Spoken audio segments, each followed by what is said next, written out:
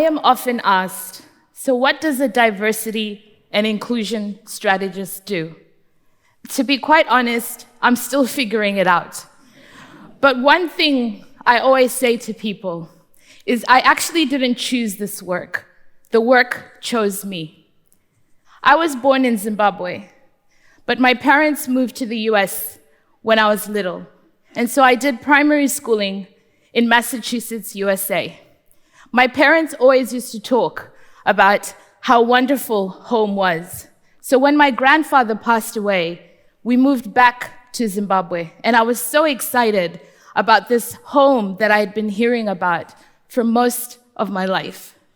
And so when I was at school, a couple of days, I was odd, I was different. I was the girl that spoke with an American accent, and I had interesting stories to tell. But I was also the girl that wasn't quite black enough to be a black Zimbabwean, and I wasn't a white Zimbabwean either. In fact, they used to call me a coconut, an Oreo, black on the outside, but white on the inside. And it's a good thing that I actually like Oreo cookies. But it was really difficult for me to establish what my identity was. And that feeling of exclusion, of not really feeling like you belong, was actually quite difficult. And it spread throughout my schooling and high school, and then I moved to Botswana. New country, new language, new culture. And then I found myself in the UK 18 years ago, to be exact. And a friend of mine and her husband had just told me that they were diagnosed with HIV/AIDS. This was at a time when there was a lot of stigma around the disease, and I really didn't know how I could help them. And so I decided that I would go for an AIDS awareness course. And it was being run by a local charity called Terrence Higgins Trust. Now, Terrence Higgins Trust was predominantly set up for gay men. But over a period of time, they started empowering and assisting diverse groups of people, including African communities. And after the awareness course, I decided that I would stay on as a volunteer and work for them. So as you can imagine, I have been a minority all my life as a black female. I'm now in the UK in an organization where, go figure, I am now another minority, although I have been classified as being part of the majority because I was heterosexual. One of the things that I learned in that was that society often puts the burden of creating inclusive spaces on those that are marginalized and underrepresented. It becomes the burden of the minority to educate the majority. And it can be very tiring. I know in my own experience, it is very tiring. It is tiring to be the person that has to represent a whole race. It is tiring to be the poster child for diversity. You know, the one that you see on annual reports and videos and publications. I'm that person. And perhaps it can be tiring for you as well. Tiring of being the person that is always labeled privileged. Tired of being told that your sexuality is a choice, like a tap that you switch on and off.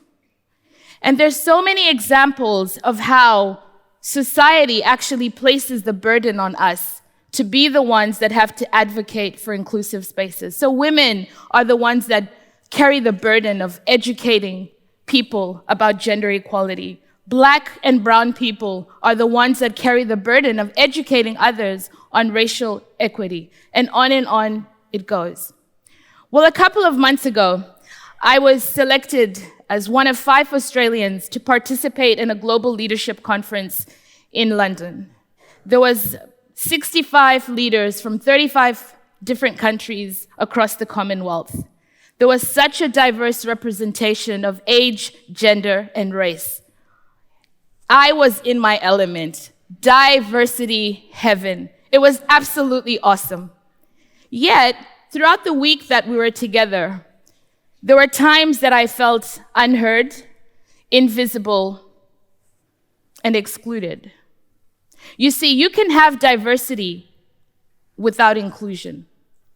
And oftentimes we talk about diversity heaven, and we create this image that if only we get diversity right, as if that is the destination. Well, diversity is not a destination. It's actually the means to creating an inclusive environment where all of us can belong. And sometimes in creating a diversity heaven, we actually experience inclusion hell. And a lot of our organizations, a lot of our communities, that's what we do. We just think, let's just get a couple more women in. Let's just get a couple more brown or black people in. Where are the LGBTI people? And so we create this persona and we present it as if this will solve all our problems. And yet we still struggle with the identity, still struggle with being unheard, invisible, and excluded. And so throughout this week, we had the opportunity to visit quite a few organizations like the Telegraph and Google. And we got to hear from different thought leaders about what makes a city resilient. What does inclusion and belonging look like in organizations and in communities? And it was really interesting how at the end of it, regardless of where each person was, the message that was very clear was you can't have a resilient city, organization, or community without people. People are the asset that every single person needs. Our world needs you. We need what you can offer. We need your experience, your lived experience.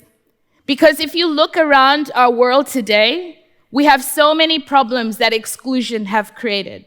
We have mental health. We have suicide. We have people who are taking their life. We have narratives where so many people are excluded. And yes, diversity and inclusion are words that are often used interchangeably.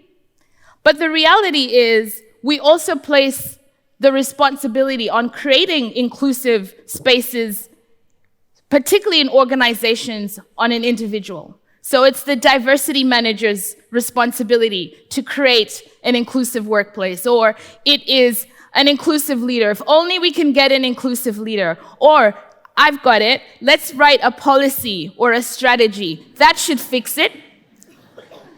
And yet, if we think about it, we have so many policies, so many laws that speak to inclusion and diversity, and we still haven't got it right.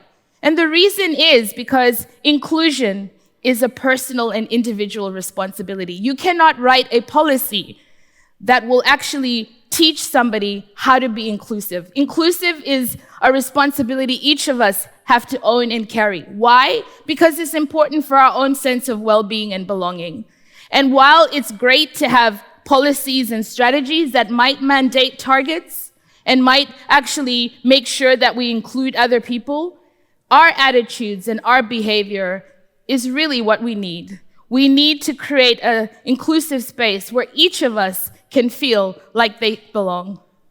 And, you know, as a person who goes around and really shares my passion about bringing people together, I realized a couple of weeks ago, while I was preparing for this talk, that there's actually a voice of people that I actually haven't engaged in. And it was actually white men. For a long time in my work, I often look at them and think, well, they've had privilege, they've had power, we don't really need to speak to them. But I realized that even in my own work, I was missing the voice, because you can't create inclusion with exclusion. You can't exclude certain groups, nor can we create a diversity hierarchy where certain people and groups are more important than others.